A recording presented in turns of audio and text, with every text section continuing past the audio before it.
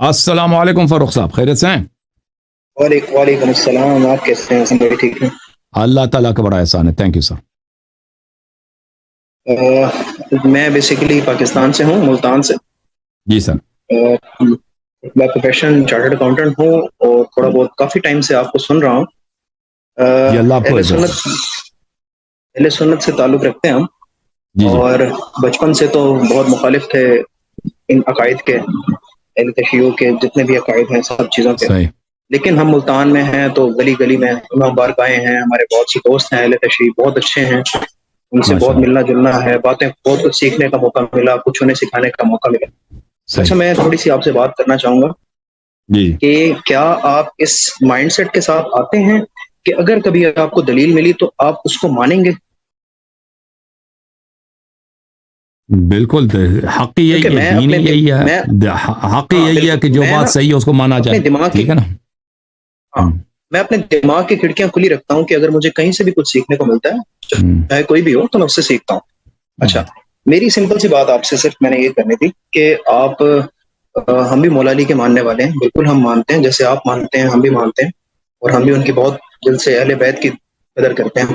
سوال صرف میرا یہ ہے کہ کیا آپ جو علم رکھتے ہیں، کیا آپ مولا علی سے زیادہ علم رکھتے ہیں؟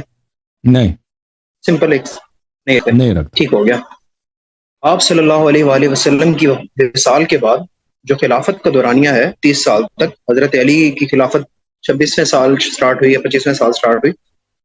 میرا صرف یہ ماننا ہے کہ پہلے آپ کہتے تھے، مطلب اہل تشیع کہتے تھے کہ حضرت ابوبکر، حضرت عمر، حضرت عثمان سے اختلاف تھے آپ کے، وہاں تک ٹھیک تھا، سمجھ آتی تھی۔ لیکن جب آپ کی میں نے ویڈیوز دیکھی تو آپ کہتے تھے کہ آپ کو ان کے ایمان پہ ہی شک ہے۔ پھر میں نے آپ کی ایک ویڈیو دیکھی ہے حافظ قرآن 22 سال کے لڑکے کے ساتھ، جس میں آپ نے دلائل دیے کہ انہوں نے وہ ایک مسئلہ غلط بتایا، جس میں وہ تیمم کا مسئلہ تھا، انہوں نے غلط بتایا تو وہ مسلمان نہیں۔ میرا صرف سوال سمپل سا یہ ہے کہ مولا علی 26 سال تک کیسے برداشت کرتے رہے کہ نبی کریم صلی اللہ علیہ وآلہ وسلم کی جو جانشینی ہے وہ، مطلب خلافت ایک کافر کے ہاتھ میں ہے، نعوذ باللہ۔ مجھے آپ صرف اس بات کا جواب دے دیں۔ جی بسم اللہ، ابھی سن لو، ابھی سن لو۔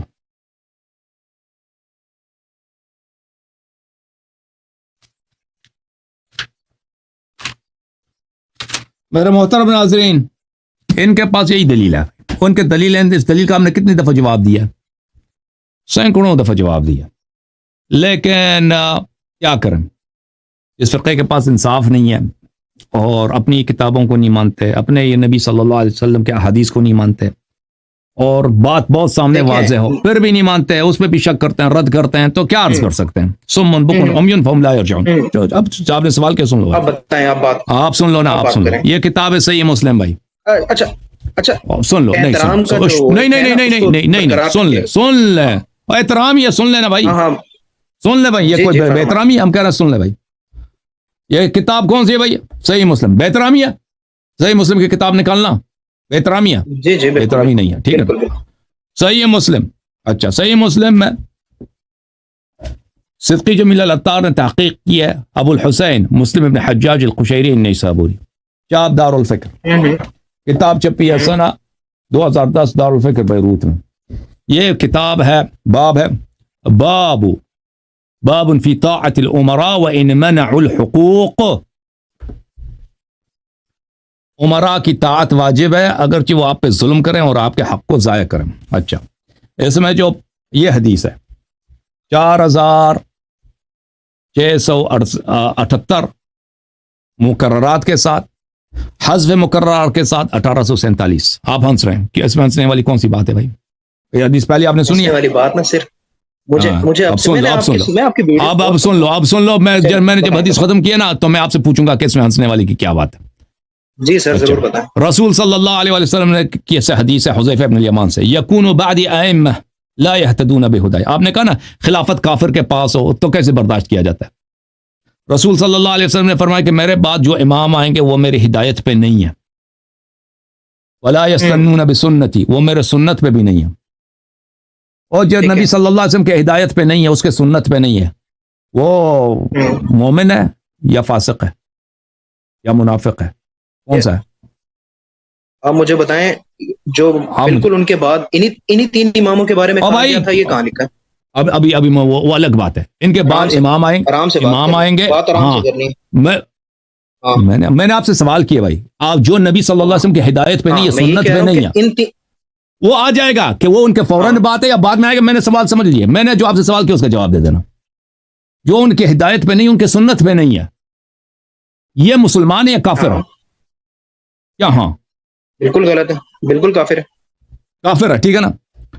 وَسَيَقُومُ فِيهِمْ رِجَالٌ قُلُوبُهُمْ قُلُوبُ الشَّيَاطِينِ، اور ان میں ایسے لوگ ہوں گے کہ وہ ان کا جو روح ہے، ان کا جو دل ہے، وہ شیاطین کا دل ہے.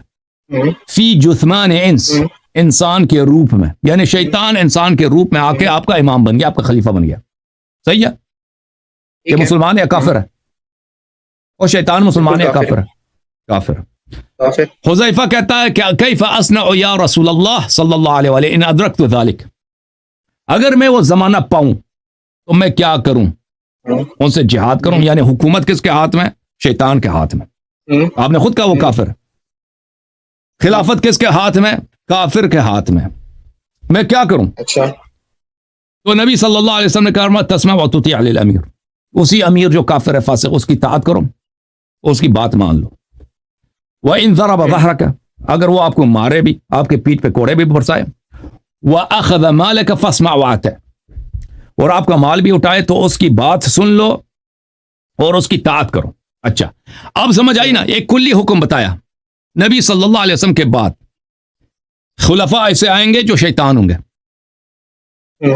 نہ ہدایت پہ نہ سننا. آپ نے خود اعتراف کیا وہ کافر ہے، تو اسلام کا کیا حکم ہے؟ ہاں، اسلام کا کیا حکم ہے؟ نہیں، سن لو بھائی، انہی 3 کے بارے میں. بھائی وہ 3 کی بات نہیں کر رہا ہوں، 3 کی بات نہیں کر رہا ہوں، میں جنرل ایک حکم بتا رہا ہوں. بولو. کہ خلیفہ اگر کافر بھی ہو نا، چاہے وہ کوئی بھی ہو، چاہے وہ پہلے 3 ہو یا آخری 3 ہو، فرق نہیں پڑتا، اس کے خلاف آپ تلوار نہیں اٹھا سکتے، اس کے خلاف آپ قیام نہیں کر سکتے، آپ نے اس کی اطاعت بھی کرنی، بات بھی ماننی ہے. یہ رسول صلی اللہ علیہ وسلم کا حکم ہے یا نہیں ہے؟ وہ حکم ہے یا نہیں ہے؟ یہ شیعہ کتاب ہے یا آپ لوگوں کا کتاب ہے؟ یار میں کیا تو ٹھیک ہے، آگے بتائیں. تو پھر آپ کیوں سوال کرتے ہو کہ علی علیہ السلام نے کیوں صبر کیا ان کی خلافت پر؟ اگر وہ کافر نہیں، آپ نے کیوں سوال کیا بھائی؟ آپ کا سوال کتنا غلط ہے. ہمیں آپ کی عقل پہ ہنسنا چاہیے، آپ ہم پہ ہنس رہے ہیں. اس حدیث پہ آپ ہنس رہے ہیں نا. نہیں، اب سن لو سوال سن لو. نہیں سن لے، پہلے سن لے. جو غزوہ خندق کے موقع پر جب غزوہ اور مولا علی علیہ السلام مسلمان ہیں یا کافر ہیں؟ اسی نبی کی امتی ہیں یا کوئی اور ان کا شریعت ہے؟ بالکل اسی نبی کی امتی ہیں. تو جب اسی نبی نے فرمایا ہے کہ خلیفہ کافر بھی ہو تم تلوار نہیں اٹھا سکتے، تو تم کیسے کہتے ہو کیوں تلوار نہیں اٹھایا ابو بکر کے خلاف؟ اب جواب دے دو. تم مجھے صرف یہ بتاؤ کہ کیا انہی کے بارے میں لکھے ہو؟ تم کیسے کافر کہہ رہے ہو کہ وہ کافر ہیں؟ بھائی یہ الگ بات ہے کہ یہ انہی 3 کی طرف اشارہ ہے یا اوروں کی طرف اشارہ ہے. ٹھیک ہے نا؟ خلیفہ جو بھی ہو، کافر بھی ہو، آپ کے مذہب میں، آپ کے دین میں اس کے خلاف تلوار نہیں اٹھا سکتے، اس کی اطاعت واجب ہے. اچھا یہ بھی تو آپ کہتے ہیں مولا علی علیہ السلام نے کیوں تلوار نہیں اٹھایا؟ او بھائی اسی شریعت کا پابند ہے نا. یہ بھی آپ صلی اللہ علیہ وسلم کہہ کے گئے تھے کہ بھائی ان کے دور حکومت میں تم چیف جسٹس بن جانا، قاضی بن جانا. حضرت عمر کے دور میں وہ کسی کتاب میں نہیں ہے، وہ کسی کتاب میں نہیں ہے کہ چیف جسٹس وہ بن گئے. آپ دیکھیں، آپ نا باتوں میں گھمانا مجھے پتہ ہے آپ بہت اچھا گھماتے ہیں، لیکن آپ دلائل کی بات کریں. اب کہاں نہیں یہ جو آپ بات کر رہے ہیں کہ کون سی کتاب میں نہیں ہے پھر تم. اچھا اب آپ کے سامنے پیش ہو گیا نا، اب یہ لاجواب ہو گئے. بھائی ایک شخص اگر شراب نہیں پیتا، آپ اس پہ اعتراض کر سکتے ہیں آپ شراب کیوں نہیں پیتے. ایک شخص اگر نماز پڑھتا ہے، آپ اعتراض کر سکتے ہیں اس پہ کہ آپ نماز کیوں پڑھتے ہیں. بھائی اعتراض ہوتا ہے یہ کہ آپ نماز کیوں پڑھتے ہیں؟ ہوتا ہے اعتراض، یہ نہیں ہوتا. یار آپ مجھے بتاؤ، کیا مولا علی بے شک جنگ نہیں کر سکتے؟ چھوڑ دو، میرے سوال کا جواب دینا بھائی. او بھائی بتا کے جا سکتے تھے کہ یار یہ تین او بھائی مجھے سن لو، میری بات سن لو، میری بات سن لو. ہاں بتاؤ. آپ مجھے بتاؤ نا، کیا اعتراض آپ کسی پہ کر سکتے ہیں کہ تم کیوں نماز پڑھتے ہو؟ بالکل نہیں کر سکتے. جو اعتراض کرے گا کہ کیوں تم نے نماز پڑھی، وہ خود کافر ہے کہ نہیں ہے؟ نہیں کرنا چاہیے، ٹھیک ہے. جو اعتراض کرتا ہے کہ تم شراب کیوں نہیں پیتے، مذمت کرے کہ تم کیوں شراب نہیں پیتے، وہ مسلمان ہے یا کافر ہے؟ مذمت کرنے والا مذمت کر، ہاں غلط بات ہے. نہیں مسلمان ہے یا کافر ہے؟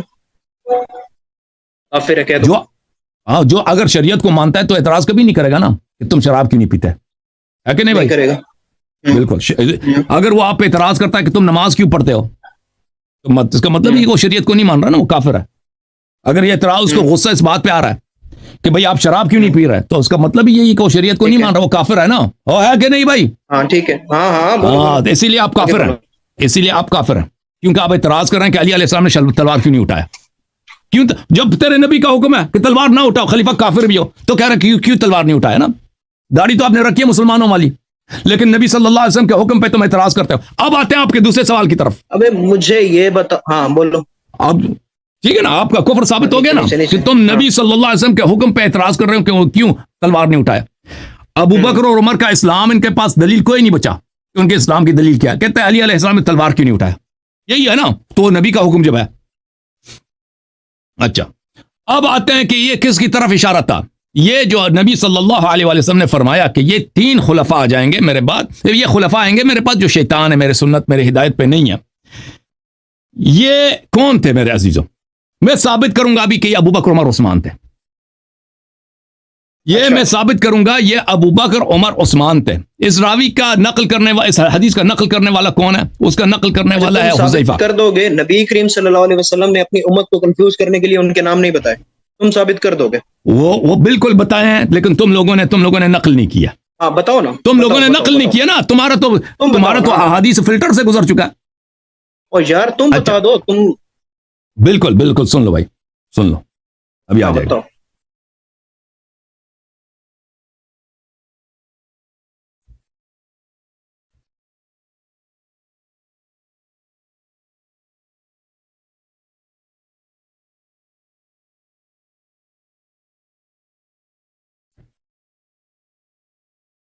میں ایک کتاب کھول دوں آپ کے لیے. جی پلیز.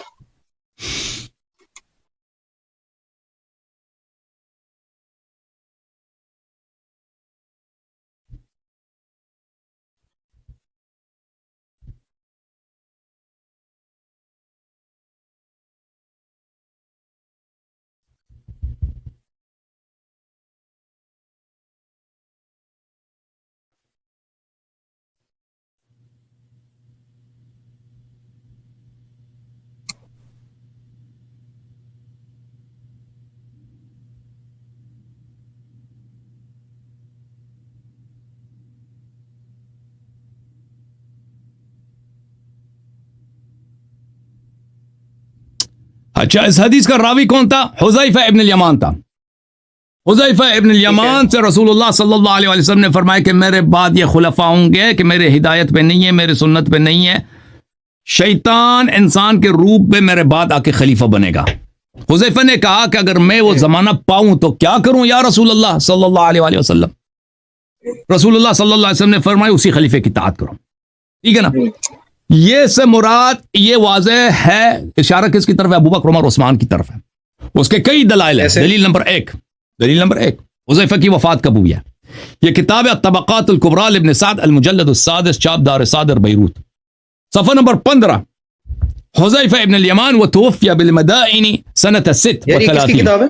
کتاب کس کی ہے؟ عمر ابن سعد کی کتاب ہے، محمد ابن سعد البصری کی کتاب ہے. طبقات الکبریٰ جماعت عمریہ کی کتاب ہے، بہت مشہور معروف ہے، بخاری سے بھی زیادہ پرانا کتاب ہے، حدیث کی کتاب ہے. حذیفہ ابن الیمان وتوفی بالمدائن سنۃ 36 وقد كان جاء نعي عثمان بها. عثمان کے مرتے وقت مدائن میں یہ رہتے تھے. حذیفہ ابن الیمان کی وفات کب ہوئی ہے؟ سنہ 36 میں. ادھر سے عثمان کے قتل کی خبر آئی ہے، ادھر سے یہ مر گیا. اچھا اس نے کس کا زمانہ پایا؟ ابو بکر عمر عثمان کا زمانہ پایا. یہ اکمال و تہذیب الکمال فی اسماء الرجال المجلد الرابع طبع الفاروق الحدیث للطباعة والنشر. اس کتاب میں ملاحظہ فرمائیے میرے محترم ناظرین، یہ صفحہ نمبر 16 ہے. یہ حذیفہ ابن الیمان ہے، اس کا زندگی نامہ ہے کہ یہ اس کی وفات سنہ 35 کو ہوئی ہے. وقیل توفی قبل عثمان. سنہ 35 میں بعض لوگوں نے کہا عثمان سے بھی پہلے مر گیا. یہ ٹھیک ہے نا، عثمان سے بھی پہلے مر گیا. اچھا یہ پہلی دلیل ہے کہ اس کا راوی جس نے روایت کیا، جس کو رسول اللہ صلی اللہ علیہ وسلم نے فرمایا کہ میرے بعد خلفاء آئیں گے، شیطان ہوں گے وغیرہ، یہ صرف اس نے ان تین لوگوں کا اس نے خلافت پایا. یہ پہلی بات. دوسری دلیل کہ اس سے مراد ابو بکر عمر عثمان ہے، وہ یہ ہے، یہ صحیح سند کے ساتھ مروی ہے مسند احمد ابن حنبل میں، چاپ مؤسسۃ الرسالہ، جز نمبر 38، کتاب چھپی ہے سنہ 2001 میں. یہ صفحہ نمبر 334 ہے، حدیث نمبر ہے 23,304.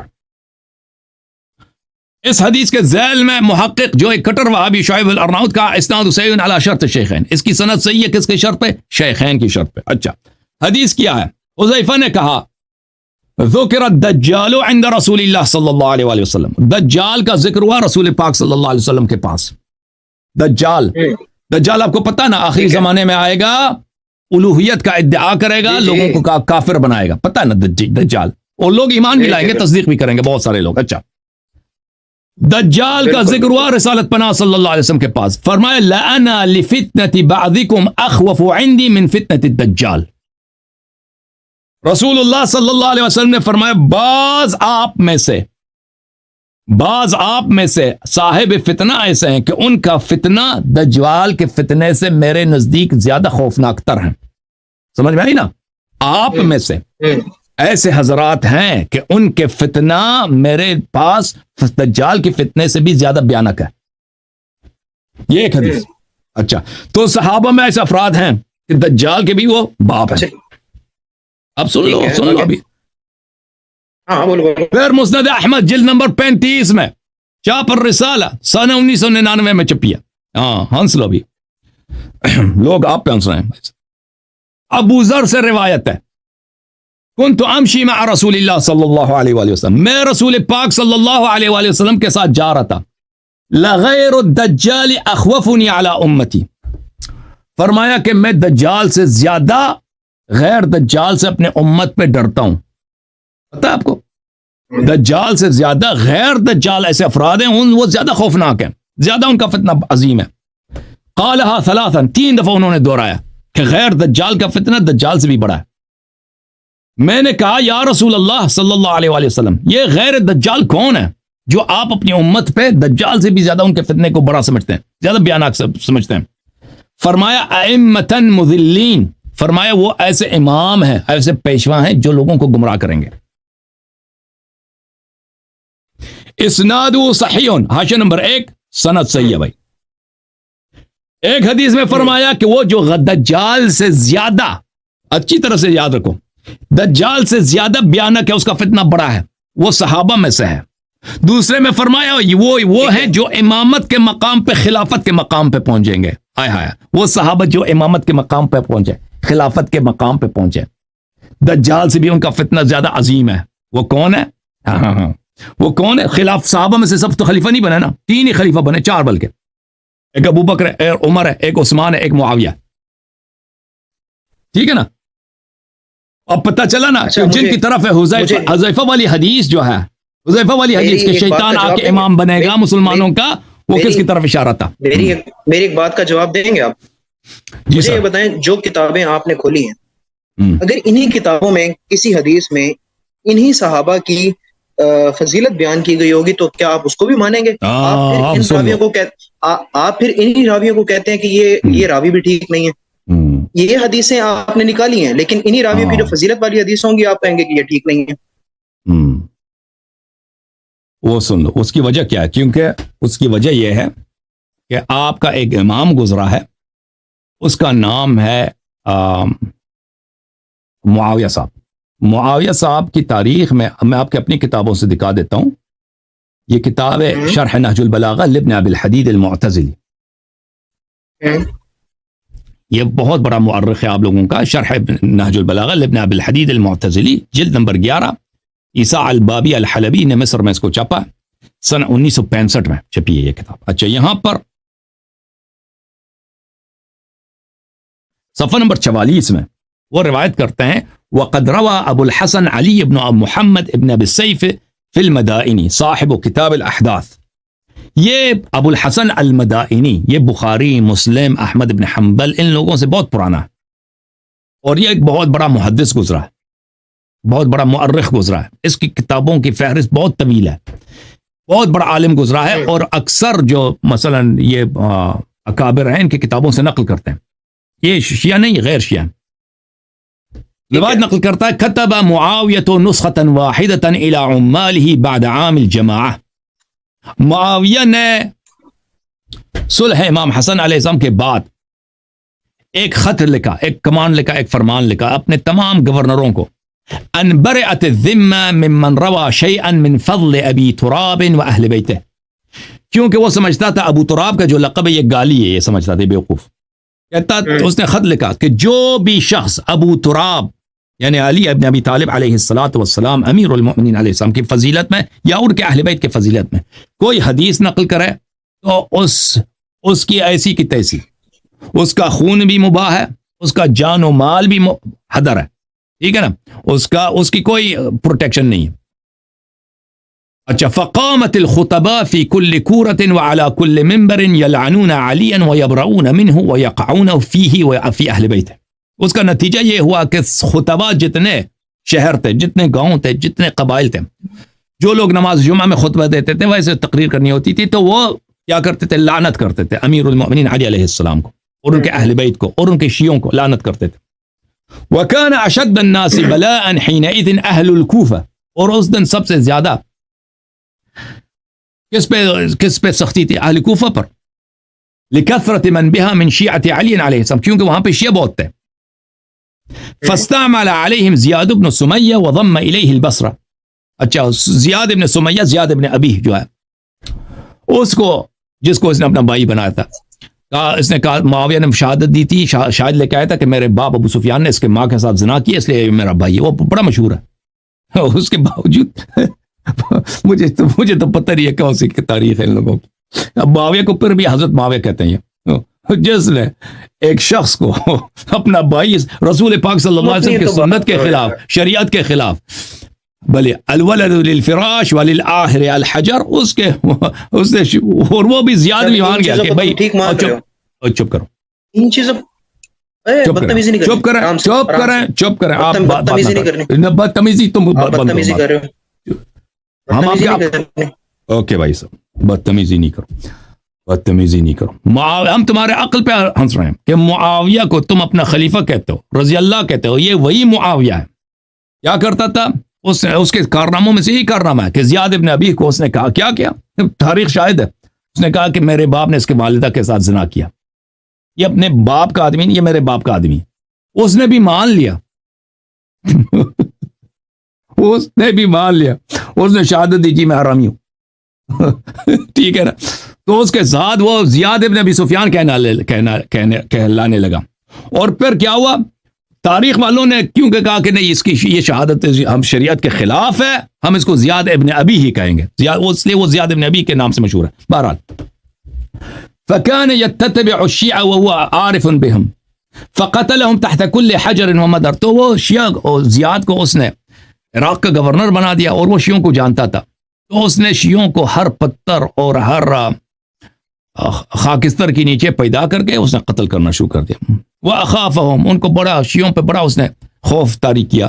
وَقَطَعَ الْأَيْدِيَ وَالْأَرْجُلَ وَسَمَلَ الْعُيُونَ, شیعوں کے ہاتھ کاٹتے تھے, شیعوں کے پیر کاٹتے تھے اور شیعوں کے آنکھوں میں کھیل ڈالتے تھے, اندھا کرتے تھے اس طرح.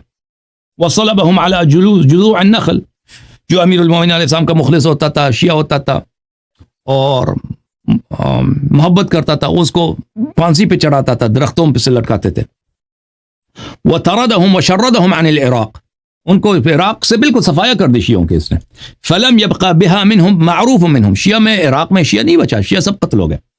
وَكَتَبَ مُعَاوِيَةُ إِلَى عُمَّالِهِ فِي جَمِيعِ الْآفَاقِ, پھر معاویہ نے اپنے گورنروں کو سب ملکوں میں, سب علاقوں میں اس نے پیغام بھیجا, فرمان بھیجا. أَلَا أَلَّا يُجِيزُ لِأَحَدٍ مِّن شِيعَةِ عَلِيٍّ وَأَهْلِ بَيْتِهِ شَهَادَةً, اس نے کہا کہ کسی بھی کورٹ میں کسی بھی شیعہ کا اور اہل بیت علیہ السلام کی شیعہ کا شہادت قبول نہیں ہے, شہادت ان کا کسی کورٹ میں قبول نہ ہو. وَكَتَبَ إِلَيْهِمْ أَنْ أَنذِرُوا مَنْ قِبَلَكُمْ مِنْ شِيعَةِ عُثْمَانَ وَمُحِبِّيهِ وَأَهْلِ وِلَايَتِهِ وَالَّذِينَ يَرَوْنَ فَضَائِلَهُ وَمَنَاقِبَهُ فَادْنُوا مَجَالِسَهُمْ وَقَرِّبُوهُمْ وَأَكْرِمُوهُمْ. گورنروں کو یہ خط بھیجا کہ تم دیکھو کہ آپ کے علاقے میں عثمان کے پیروکار کون ہیں, کون لوگ عثمان کی فضیلت میں حدیث نقل کرتے ہیں, ان کو مقام دے دو, ان کو اپنے قریب لاؤ، ان کو دربار میں اچھے اچھے تنخواہیں دے دو، ان کا بھلے اس طرح عزت کرو. وَاكْتُبُوا لِي بِكُلِّ مَا يَرْوِي كُلُّ رَجُلٍ مِّنْهُمْ وَاسْمِهِ وَاسْمِ أَبِيهِ وَعَشِيرَتِهِ. تو اور جو بھی عثمان کی فضیلت میں کوئی حدیث نقل کرے تو اس کا نام مجھے بھیج دینا، اس کا کس قبیلے کا آدمی ہے، کس کا بیٹا ہے، پھر میں اس کے لیے میں مزید انعام جو ہے میں دمشق شام سے بھیج دوں گا. فَفَعَلُوا ذَلِكَ، تو یہ گورنروں نے یہی کیا. تو اس کا نتیجہ کیا ہوا؟ حتی اکثروا فی فضائل عثمان و مناقبہ، عثمان کے بڑے فضائل بن گئے جی. کسی بھی حرامی کو اس کو دربار میں کام ہے، دربار میں سے اس نے پیسے لینے، اس نے فضیلت نقل کرنی عثمان کی. تو اس طرح جھوٹے احادیث بڑھ گئے دنیا میں عثمان کی فضیلت میں. لما كان يبعثه اليهم معاویہ من الصلاة والكساء والحباء والقطاع، کیونکہ اب معاویہ کیا کرتا تھا؟ اچھے اچھے کپڑے دیتا تھا، سونے کے سکے دیتا تھا، باغات عطا کرتا تھا جو عثمان کی فضیلت میں حدیث نقل کرے. بھلے وَيُفِيدُهُ فِي الْعَرَبِ مِنْهُمْ وَالْمَوَالِ، کوئی عرب ہے کوئی غیر عرب ہے، پرواہ نہیں عثمان کو. جو عثمان کے معاویہ کو کوئی پرواہ نہیں، عثمان کی فضیلت میں حدیث نقل کرے اس کو پیسے دیتے تھے، باغات دیتے، جائیداد دیتا تھا. تو اس کے فضائل بڑے بن گئے. فكثر ذلك في كل مصر من مصر وتنافس في كل مصر وتنافسوا في المنازل والدنيا. تو یہ ہر شہر میں عثمان کی فضیلت بہت بڑھ گئی. عثمان ایسا ہے، عثمان ویسا ہے، ذوالنورین ہے، پتہ نہیں کیا کیا. اچھا تو لوگ کس لیے کہ لوگ دنیائی منازل مانگتے تھے، دنیا میں پیسے چاہیے تھا لوگوں کو. فليس يجيء أحد مردود من الناس عاملا من عمال معاوية فيروي في عثمان فضيلة أو منقبة إلا كتب اسمه وقربه وشفعه. تو عثمان کے کسی گورنر کے پاس کوئی بھی شخص جاتا، اگر وہ ایک حدیث نقل کرتا نا عثمان کی فضیلت میں، معاویہ کے کسی گورنر کے پاس جاتا، عثمان کی فضیلت میں حدیث نقل کرتا، اس کا نام لکھ لیتا لسٹ میں، اس کو بڑا منزلت دیتے تھے، اس کی عزت کرتے تھے، اس کو جائیداد وغیرہ دیتے تھے. فلبثوا بذلك حينا، یہ بہت سال اسی طرح گزرتے رہے، کچھ سال اس عرصے گزر، کیونکہ معاویہ کی خلافت جو ہے 20 سال ہے، ٹھیک ہے نا، بہت سال اسی طرح گزرا. ثم كتب الى عماله ان الحديث في عثمان قد كثر وفشى في كل مصر وفي كل وجه وناحيه. پھر عثمان نے، معاویہ نے خط لکھا بھائی گورنروں کو، بس کرو، بس یہ عثمان کی فضائل بہت بڑھ گئے ہیں بھائی، اب ہم مزید عثمان کی فضائل نہیں چاہیے ہمیں. یہ ہر شہر میں اس کے بڑے فضائل نقل ہوتے ہیں. فَإِذَا جَاءَكُمْ كِتَابِ هَذَا فَادْعُوا النَّاسَ إِلَى الرِّوَايَةِ فِي فَضَائِلِ الصَّحَابَةِ وَالْخُلَفَاءِ الْأَوَّلَيْنِ. اب میری جو خط آپ کو پہنچے، اب آپ نے حدیث نقل کرنی ہے صحابہ کی فضیلت میں اور پہلے جو 2 خلیفہ ہیں ان کی فضیلت میں. وَلَا تَتْرُكُوا خَبَرًا يَرْوِيهِ أَحَدٌ مِّنَ الْمُسْلِمِينَ فِي أَبِي تُرَابٍ إِلَّا وَتَأْتُونِي بِمُنَاقِضٍ لَهُ فِي الصَّحَابَةِ. پھر اس نے حکم یہ دیا معاویہ نے کہ جو بھی فضیلت علی علیہ السلام کے لیے نقل کی جاتی ہے مسلمانوں میں حدیث کوئی ہے، اس کے مقابل میں صحابہ کے لیے اسی طرح کی حدیث بنا کے لے کے آؤ، اسی طرح کی حدیث روایت کروا لو میرے لیے، صحابہ کے لیے. فَإِنَّ هَذَا أَحَبُّ إِلَيَّ وَأَقَرُّ لِعَيْنِي، یہ مجھے عثمان کی فضیلت سے یہ مجھے زیادہ پسند ہے. جو علی علیہ السلام کے جو فضائل ہیں اس کے مقابلے میں صحابہ کے لیے فضائل تم بناتے جاؤ، لوگوں سے بنوا دو. یہ میرے دل کے ٹھنڈک اور میرے دل کی خوشی اور میرے آنکھوں کی ٹھنڈک کا سبب ہے. وَأَدْحَضُ لِحُجَّةِ أَبِي تُرَابٍ وَشِيَعَتِهِ، یہ جو ہے ابو تراب علیہ السلام امیر المؤمنین علیہ السلام کے حجج امامت اور ان کی افضلیت کو توڑنے کے لیے بہت کارمند ہے، بہت فائدہ مند ہے، اور ان کے شیعوں کو بھی یہ حجج کو، ان کی شیعوں کے دلائل کو بھی توڑنے میں بڑا فائدہ مند ہے.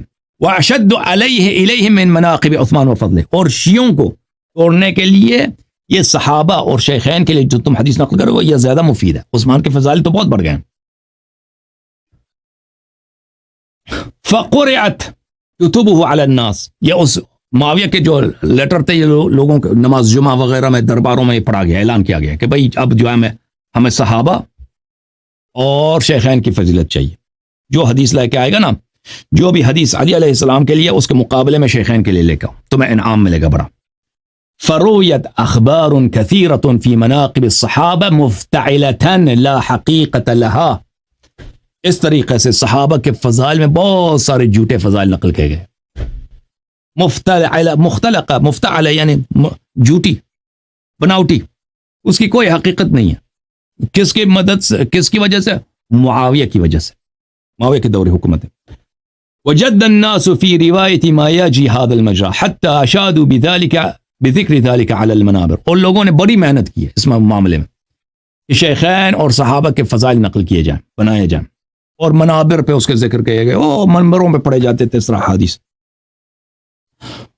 وَأُلْقِيَ إِلَى مُعَلِّمِي الْكَتَاتِيبِ، اور جو بچوں کو پڑھانے والے لوگ ہوتے ہیں ان کو سکھایا جاتا ہے کہ تم یہ حدیث نقل کرو. فَعَلَّمُوا صِبْيَانَهُمْ وَغِلْمَانَهُمْ مَعَ ذَلِكَ الْكَثِيرِ الْوَاسِعِ، اور اپنے بچوں کو لوگ یاد کراتے تھے مساجد میں، مدارس میں، کہ یہ احادیث تم حفظ کرو. حتی رووہ وتعلموہ کما یتعلمون القرآن، اسی طرح یہ احادیث یہ ذکر کرتے تھے، پڑھتے تھے جیسے قرآن کی حفظ کرتے تھے.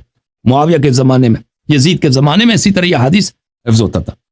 وحتی علموہ بناتہم ونساءہم وخدمہم وحشمہم، اپنے لڑکیوں کو، اپنے عورتوں کو، اپنے خدام، اپنے نوکروں کو یہ حدیث حفظ کراتے تھے لوگ. ابو بکر، عمر، عثمان، صحابہ کے فضائل سب جھوٹ. فلبثوا بذلك، اسی طرح چلتا گیا. تو یہ حدیث نقل آپ کی کتابوں میں خود آپ کے اتنے بڑے محدث ابو الحسن المدائنی نے خود نقل کیا. اور اس کا نتیجہ کیا ہوا؟ ابو الحسن المدائنی فرماتے ہیں فظہر حدیث کثیر موضوع وبہتان منتشر. اس کا نتیجہ یہ ہوا کہ بہت زیادہ احادیث، سب بہتان، سب جھوٹ، سب موضوع، سب بناوٹی نشر ہو گئے لوگوں میں. ومضى على ذلك الفقهاء والقضاة والولاة، صدیاں گزر گئی بھائی، پر بنی امیہ کی حکومت 130 میں ختم ہو گئے، پر بنی عباس، پھر کسی کو نہیں پتا چلا کہ یہ تو معاویہ کے زمانے میں بناوٹی احادیث بن گئی ہیں. تو فقہاء نے یہ احادیث سیکھے، قضات نے سیکھی، گورنروں نے یہ احادیث سیکھے، نئے نسلیں آ گئی، ان کو کیا پتا کہ احادیث جھوٹے ہیں، وہ اس حدیث کو صحیح مان رہے تھے. بھلے وَكَانَ أَعْظَمَ النَّاسِ فِي ذَلِكَ بَلْيَةً الْقُرَّاءُ الْمُرَاؤُونَ، اس معاملے میں سب سے بڑی جو غداری ہے کس کی ہے؟ علماء کی ہے. جو علماء، جو قراء بولتے تھے اس زمانے میں علماء کو، علماء جو اہل ریات ہے، ریاکار علماء. والمستضعفون الذين يظهرون الخشوع والنسك فيفتعلون الاحاديث، اور وہ لوگ جن کا علم کم ہے لیکن وہ کیا کرتے تھے؟ عبادت بہت کرتے تھے، ریا کی وجہ سے عبادت کرتے تھے. مثلا نمازیں بہت پڑھ رہے ہیں، تراویح وغیرہ پڑھ رہا ہے بندہ، ٹھیک ہے نا، تو اور لیکن وہ جھوٹی احادیث بناتے ہیں، جھوٹی احادیث بنا رہے تھے. ليحظوا بذلك عند ولاتهم، تاکہ یہ اپنے گورنروں کے پاس، معاویہ کے دربار میں، بنی امیہ کے پاس ان کا مقام بن جائے. ويقربوا مجالسهم، اپنے ان کے مجالس میں ان کو قریب کرتے. ويصيبوا به اموال والضياع والمنازل، تاکہ ان کو باغات ملے، ان کو کیا ملے؟ عطا ملے، صلہ ملے، سونے کے سکے ملے، ان کو لڑکیاں مل جائیں، کیونکہ اس زمانے میں لڑکی بہت لاتی تھی نا، کنیز بہت لاتے تھے. یہ مسلمان جب فتح کرتے تھے کسی علاقے کو، مثلا سندھ کو فتح کیا، ماوراء النہر کو فتح کیا، ارمنستان گئے، وہاں سے تو ہزاروں کی تعداد میں خوبصورت لڑکیاں لاتے تھے، تو یہ لوگوں میں بانٹتے تھے. تو وہی جو زیادہ حدیث، جھوٹی حدیث نقل کرے گا اسی کو لڑکی بھی مل جاتی تھی خوبصورت سی، ٹھیک ہے نا. حتى انتقلت تلك الاخبار والاحاديث الى ايدي الديانين الذين لا يستحلون الكذب والبهتان. آہستہ وقت بڑھتا گیا تو یہ احادیث منتشر جب ہو گئی نا، وہ لوگ جو جھوٹ نہیں بولتے ہیں، جو اللہ سے ڈرتے ہیں، ان لوگوں کو یہ بھی سکھایا گیا، پھر ان لوگوں کو شک بھی نہیں ہوا کہ یہ احادیث جھوٹ ہیں. انہوں نے یہ احادیث نقل کی، جو لوگ جھوٹ نہیں بولتے ہیں ان تک یہ احادیث منتقل ہو گئی. فقبلوها ورووها، ان لوگوں نے ان حدیث کو قبول کیا، ان لوگوں نے شک نہیں کیا کہ یہ حدیث سب جھوٹے ہیں، کیونکہ شہر کا اتنا بڑا عالم ہے، وہ بھئی نماز بھی پڑھتا ہے، روتا بھی ہے نمازوں میں، موعظہ کرتا ہے، روتا ہے، اس نے جھوٹی دربار سے پیسے لینے کے لیے جھوٹی حدیث بنا دی ہیں. تو لوگوں نے جب سنا، یہ بچے جوان ہو گئے، اگلے نسلیں آ گئی، تو یہ احادیث صحیح احادیث کے زمرے میں لوگوں میں ہاتھوں میں، ان کے سینوں میں رہ گئی. وَهُمْ يَظُنُّونَ أَنَّهَا حق، لوگ سمجھتے تھے یہ حدیث حق ہیں. وَلَوْ عَلِمُوا أَنَّهَا بَاطِلَةٌ لَمَا رَوَوْهَا وَلَا تَدَيَّنُوا بِهَا، اور اگر لوگ سمجھتے تھے کہ یہ حدیث صحیح ہیں، یہ کبھی اس احادیث کو وہ تصحیح نہیں کرتے، احادیث کو نقل نہیں کرتے، کسی کو پتہ ہی نہیں چلا.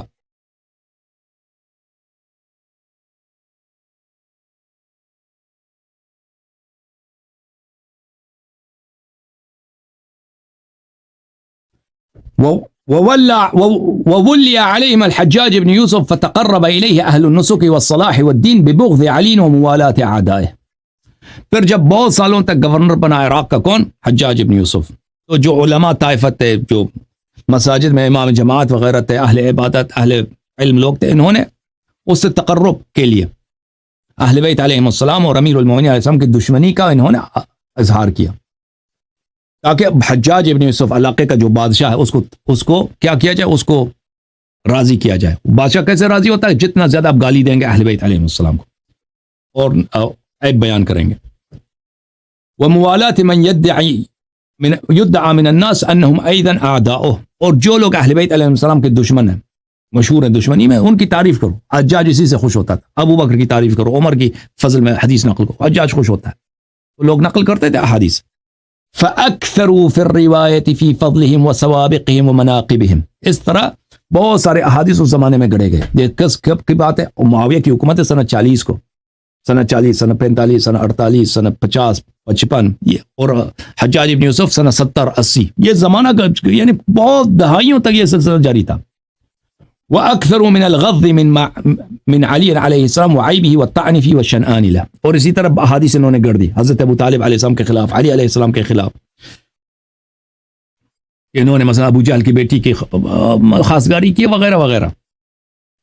اور پھر وہ روایت کرتے ہیں ابن عرفہ سے، المعروف بنفطویہ، وهو من اکابر المحدثین وعلامهم، سب سے عظیم ترین محدث ہیں ابن نفطوی۔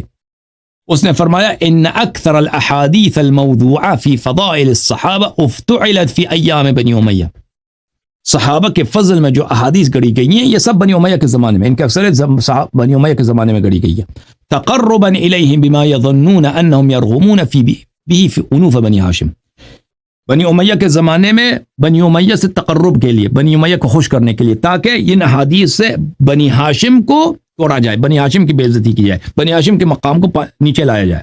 سمجھ میں نا بات آپ کو؟ احادیث اب کہتے ہیں ہماری کتابوں میں احادیث ہے شیخین اور صحابہ کی تعریف میں، تو یہ بھی تو ہے نا آپ کی کتابوں میں، یہ کوئی شیعہ کتاب تھوڑی ہے، یہ آپ لوگوں کی کتابوں میں، تو ہم آپ کے ہر حدیث نہیں مانتے، آپ خود بھی اپنی کتابوں میں ہر حدیث کو نہیں مانتے، آپ کے علماء جو ہیں آپ کی کتابوں میں ہر حدیث کو نہیں مانتے، خود کہتے ہیں ہمارے حدیث میں ضعیف بھی موجود ہے، موضوع بھی موجود ہے۔ جب تم خود نہیں مانتے تو ہم کیوں مانیں؟ ٹھیک ہے نا؟ اور جب تم لوگوں نے خود اپنی کتابوں میں ایسا اعتراف کیا ہے کہ صحابہ کی تعریف میں اس زمانے میں جب حدیث لکھی نہیں جاتی تھی، صرف سینہ بسینہ نقل ہوتا تھا، دہائیوں تک، صدیوں تک یہ جھوٹی حدیث گڑنا تو تم لوگوں کا شیوا تھا، تمہارے محدثین کا شیوا تھا، تو پھر تو کوئی اعتبار نہیں رہتا نا صحابہ کے فضائل میں، ہے کہ نہیں بھائی؟